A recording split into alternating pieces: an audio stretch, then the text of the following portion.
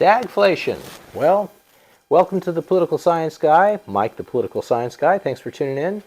What is stagflation and how could I get some? All you have to do is elect a government that's spending money like water. That's how you become a victim of stagflation. And what is it really? It really is a lot of inflation caused by government spending, usually. And then on top of that, the economy slows down because people can't afford to buy what they used to buy. So the rate of economic activity starts to go down as the cost of buying something goes up. So it's almost like having cocaine.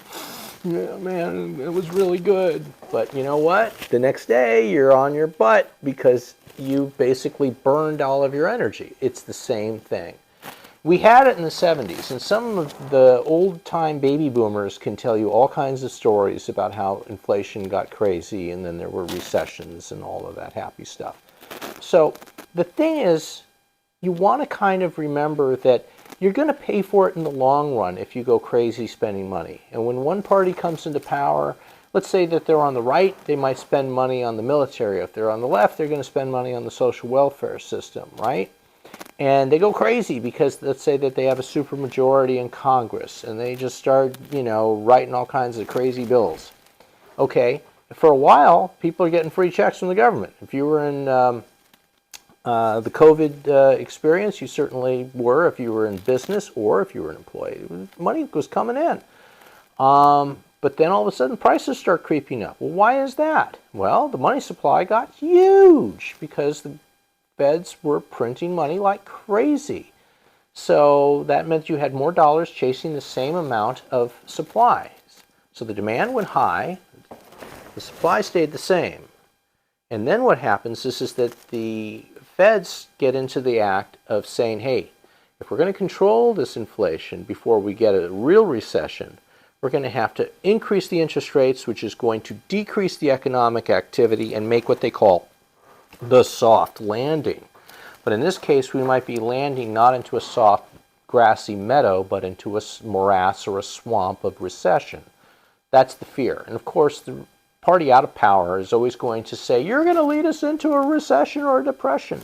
Whereas the party in power says, no, everything's going to be fine. So you got to figure it out between yourselves. But if you look at the economic indicators, usually they'll tell you, hey, look, the United States gross national product is shrinking, and it was projected to be twice as high, and why isn't it? And it's like, well, duh, when you make money really expensive because your interest rates are high, but then you made a huge amount of money available on the marketplace, but you didn't increase everybody's wages, only some people sporadically and episodically are getting these raises, you will end up with stagflation. Stagflation is not your friend in the long run. It's, again, a hangover. And every generation has to learn the lesson. So in the 80s, in the 90s, in the early 2000s, mid-2000s, even the early 20s, we really didn't have inflation until we had the pandemic. And the reason why is because the generation of the 1960s and 70s and early 80s that experienced it, they experienced double-digit interest rates. They said, we don't want to go through this crap anymore. And so they didn't elect politicians that were going to be financially irresponsible. But the interesting thing in politics is every generation has to learn its own lesson.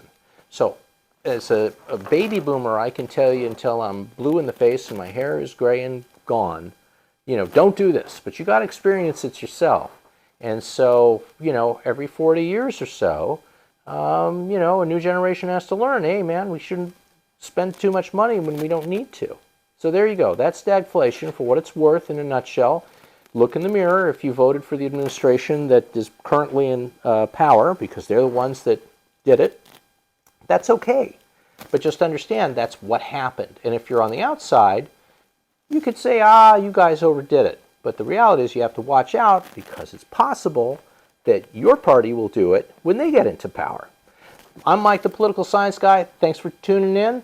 Have a wonderful day, and just remember, you got to look at the stuff objectively. Bye-bye.